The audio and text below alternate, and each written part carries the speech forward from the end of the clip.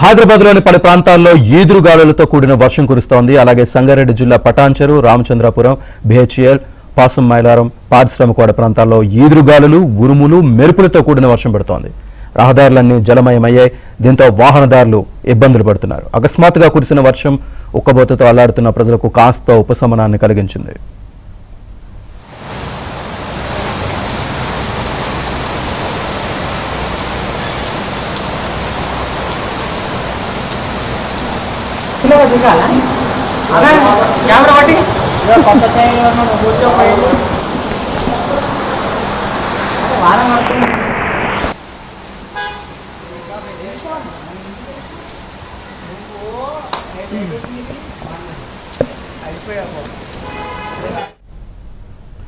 హైదరాబాద్లోని పలు ప్రాంతాల్లో ఈదురుగాలులతో కూడిన వర్షం కురుస్తోంది. అలాగే సంగారెడ్డి జిల్లా పటాన్చెరు, రామచంద్రపురం, బిహెచ్ఎల్, పాసమైలారం, పారిశ్రామికవాడ ప్రాంతాల్లో ఈదురుగాలులు, ఉరుములు, మెరుపులతో కూడిన వర్షం పడుతోంది.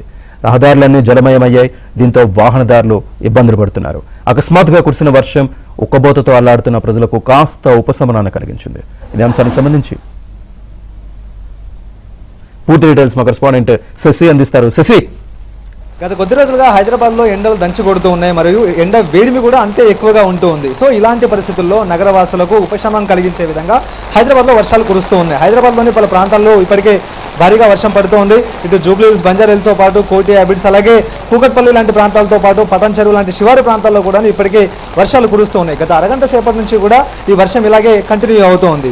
అయితే నిత్యం కూడా భారీగా ఎండలు కాస్తూ ఉండేవి. మరోవైపు ఈ రోజు మధ్యాహ్నం వరకు కూడా ఎండ తీవ్రత అంతే ఎక్కువగా ఉంది. అయితే ఒక్కసారిగా వాతావరణంలో మార్పులు ఏర్పడ్డాయి. ఒక్కసారిగా నగరం అంతా కూడా చీకటి కమ్ముకున్నట్టుగా మేఘాలు కమ్ముకున్నటువంటి సందర్భం. సో ఇదే నేపథ్యంలో వర్షాలు ప్రారంభమయ్యాయి. ఇప్పటికే చాలా ప్రాంతాల్లో కూడా ఈ వర్షం కురుస్తూ ఉంది. మరోవైపు ఇప్పటికే కొంచెం లోతుగా ఉండేటటువంటి ప్రాంతాల్లోకి వర్షపు నీరు వచ్చి చేరింది. ఒకసారి మనం విజువల్స్లో కూడా చూడొచ్చు. నగరవాసులకి ఇది ఒక పెద్ద ఉపశమనం అంటే కూడా చెప్పుకోవచ్చు. ఎందుకంటే రోజు కూడా ఈ సమయానికి ఎండ వేడిమి విపరీతంగా ఉండేది.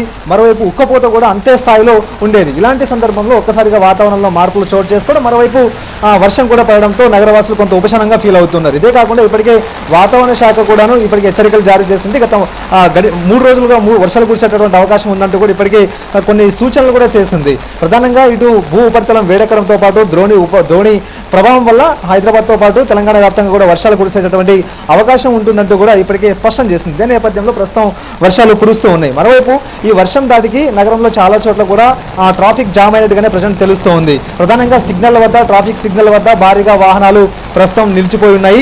ఇక వర్షం పడుతూ ఉండడంతో రోడ్ల మీద వెళ్తున్నటువంటి వాహనాలు కూడా చాలా నెమ్మదిగా వెళ్తూ ఉండడంతో చాలా చోట్ల కూడా ఇప్పటికే ట్రాఫిక్ జామ్ అయినటువంటి సందర్భం. మరోవైపు వర్షం వస్తూ ఉండడంతో చాలా మంది కూడా ఈ ఫ్లైఓవర్ కిందను, ఆ తర్వాత అలాగే వాహనాలు ఆపుకొని ఉండడంతో కూడాను ఇది కూడా ఒక రకమైన ట్రాఫిక్ జామ్ కారణం అంటూ కూడా ఇప్పటికే తెలుస్తుంది. సో మొత్తానికి చాలా చోట్ల కూడా రోడ్ల మీద ఈ వర్షపు నీరు పారుతూ ఉంది.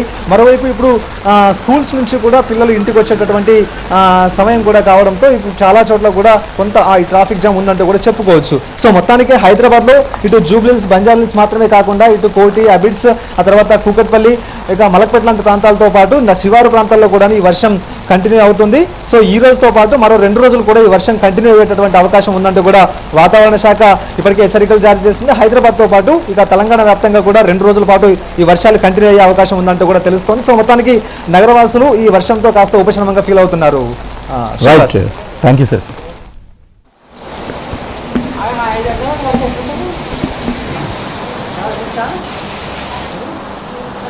ఏం ఆవాజ్ వస్తుంది